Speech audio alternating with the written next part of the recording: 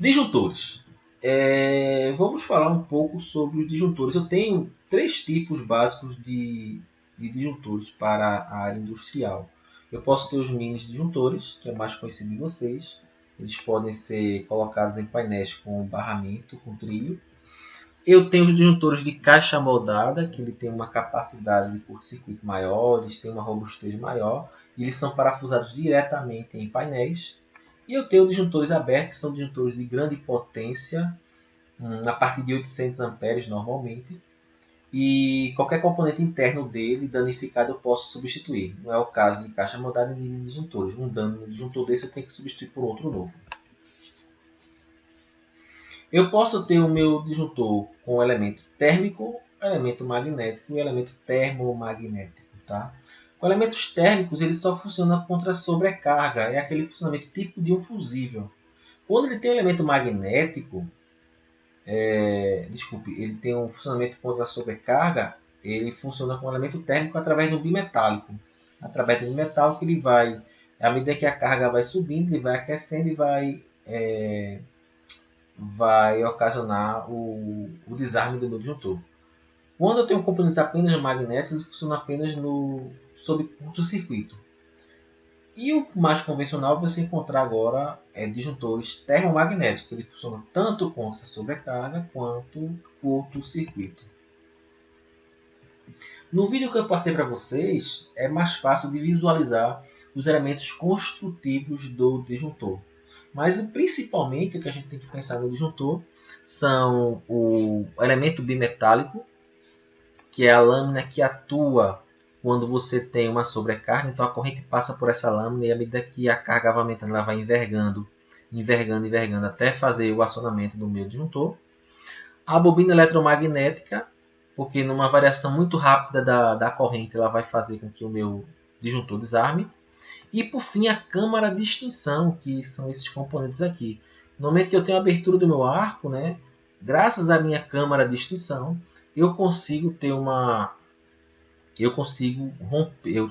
extinguir logo o arco elétrico dentro da minha caixa de disjunção. Um disjuntor com um mau dimensionamento da câmara de extinção, ele num curto-circuito eventualmente vai se danificar ou vai estourar. Vamos pensar sobre agora as curvas de atuação. A curva de atuação de um fusível era só essa, né? Uma curvinha. E agora no disjuntor eu tenho uma curvinha e eu tenho esse outro componente aqui. O meu disjuntor, então, ele tem uma curva de atuação térmica, que é a curva de atuação devido à sobrecarga, e eu tenho uma curva de atuação magnética, que é uma atuação instantânea devido ao curto-circuito. Tá?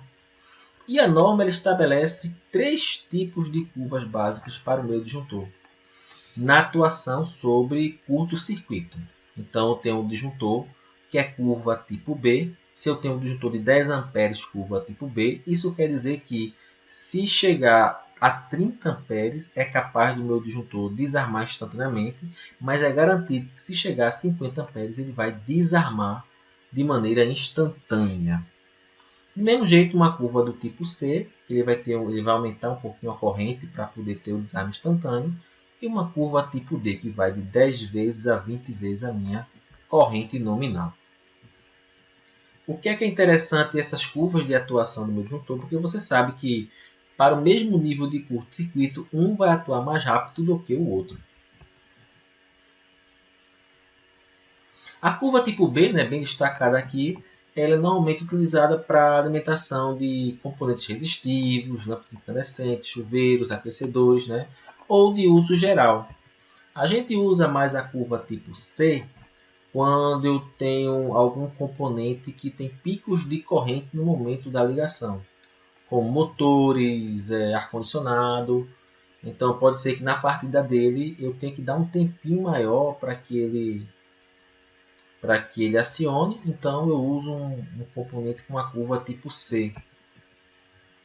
E a tipo D, que ele tem um nível de curto-circuito um pouco maior, ele tem que ter uma corrente nominal muito maior para poder ter um arma instantâneo, mas eu tenho um deslocamento da minha curva de atuação térmica e ele é mais utilizado para componentes altamente indutivos, como transformadores e grandes motores. A Siemens, ela também comercializa um disjuntor com uma curva diferente, uma curva do tipo A, uma curva de atuação muito mais rápida. Só que ela não é designada pela NBR, pela norma 60898. Porém, como a atuação dela é muito rápida, é sugerido o uso dele para circuitos semicondutores, né? Então, como a gente usa, como na entrada da eletrônica de potência tem muitos componentes com tristores em atuação, qualquer curto-circuito tem que ter uma atuação muito rápida para que esses componentes não queimem. E aí a Siemens ela tem no mercado um fusível com uma atuação muito maior do que as curvas B, C e D. Uma atuação muito mais rápida, entre 2 vezes e 4 e 3 vezes a corrente nominal. Ele está já atuando. Também separei alguns catálogos para conhecer os disjuntores, porque a gente não define só aqui, né? Tem vários modelos, vários dimensionamentos, várias curvas, várias utilidades. E aí, esses links que são da Siemens e da WEG, a gente tem uma grande variedade de informações a mais sobre os componentes de disjuntores. E nossas chaves contatoras ou contactoras, dependendo da tradução ou dependendo do aportuguesamento desse nome.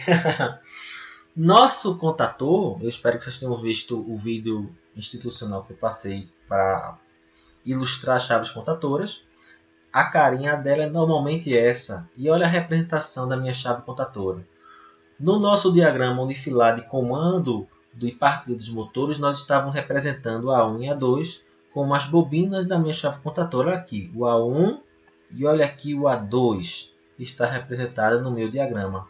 Essas chaves 1, 2, 3, 4, 5 e 6 são as chaves de força, são as chaves de potência, né, de alta corrente da minha contactora. Olha aqui a chave 1, 2, 4, 1, 2. Cadê você, danado? Normalmente fechado, é essa mesma aqui. Tá aqui, ó. É a chave, o contato 1, 2, o contato 3, 4 e o contato 5, 6. Não está batendo os números aqui, mas esses 3 contatos com um numeral só representam esses contatos principais. E esses 2 representam os contatos auxiliares, não foram dimensionados para uma grande corrente, mas eles servem para os nossos componentes de comando, como foram feitos nos diagramas de chave de partida direta, estrela, triângulo e compensadora. A 13 e 14 com os terminais 3 e 4 significa chave 1 normalmente aberta. Olha aqui, ó. NO normalmente aberta, 13 e 14.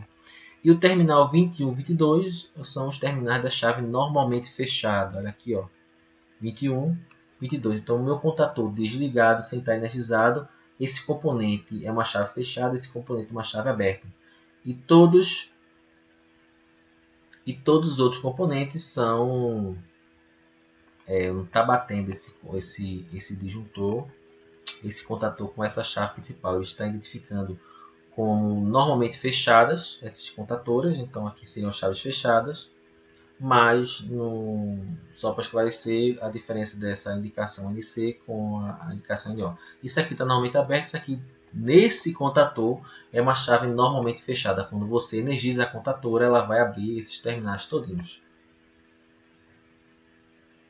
Mas como é que é o princípio de funcionamento, né? É bem simples, né? Eu tenho uma bobina aqui, eu vou energizar essa bobina e essa chave vai fechar. Quando eu atraio esses 2 elementos, esses 2 contatos vão fechar e eu vou ter a corrente elétrica passando por eles.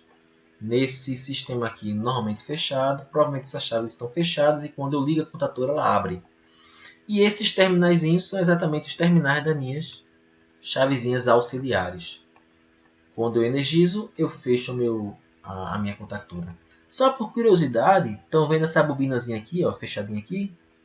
A gente chama essa bobina de sombra. Porque com a corrente alternada, pensem o seguinte, se a corrente vai de mais para menos a 60 Hz a 60 vezes por segundo, esse componente vai ficar vibrando o tempo todo.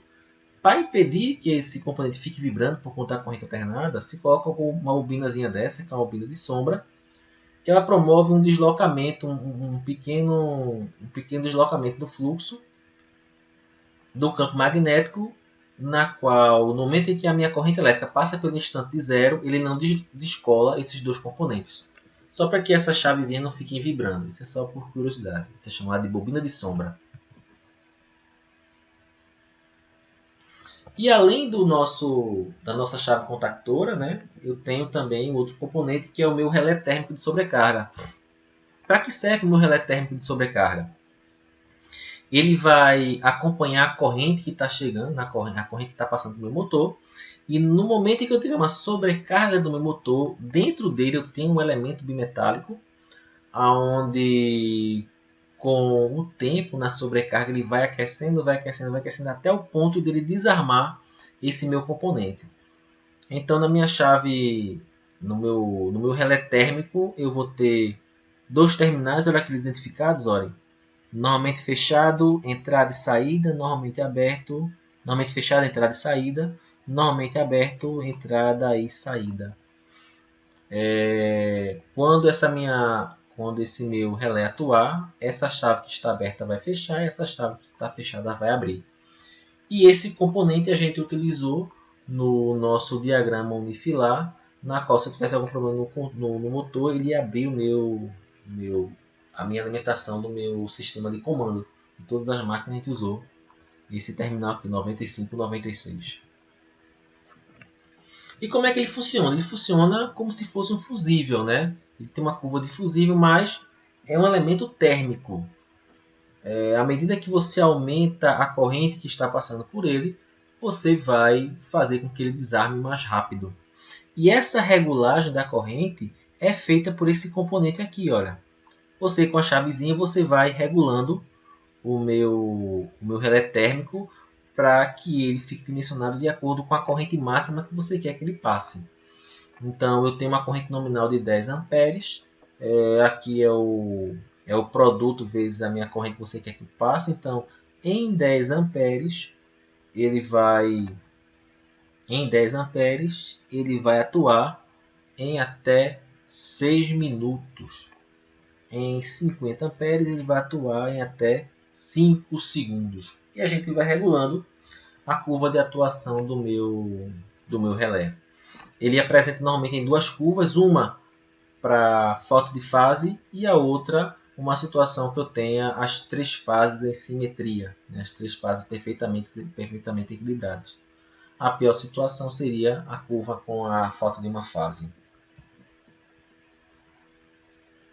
E agora o componente em conjunto, quando você for ver nos nossos quadros elétricos, você vai encontrar o meu contator já conectado com o meu relé direto.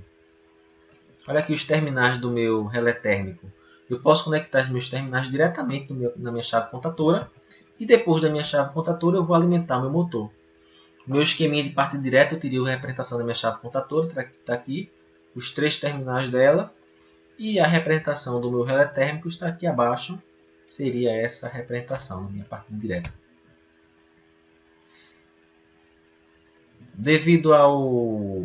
Devido à formação padrão da partida estrela-triângulo, ou da chave compensadora, eu já posso ter pré-fabricados, né, pré-montados ou bases pré-montadas para que eu possa só conectar os meus contatores e o meu relé e eu ter já de maneira simples e compacta as chaves de partida do meu motor. Esse aqui seria o exemplo de uma chave de partida estrela-triângulo. Eu preciso de 3 contactores, está aqui, 1, 2, 3, e o meu relé térmico representado por esse esquema.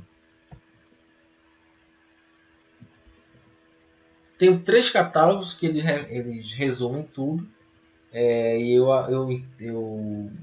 eu acho que sim, o catálogo da VEG. E esse catálogo da VEG fala sobre relé de sobrecarga, e esse catálogo da VEG de contatores é um catálogo bem completo, onde demonstra inclusive as chaves de partida que podem ser formadas pelas chaves contatoras. É uma leitura complementar legal.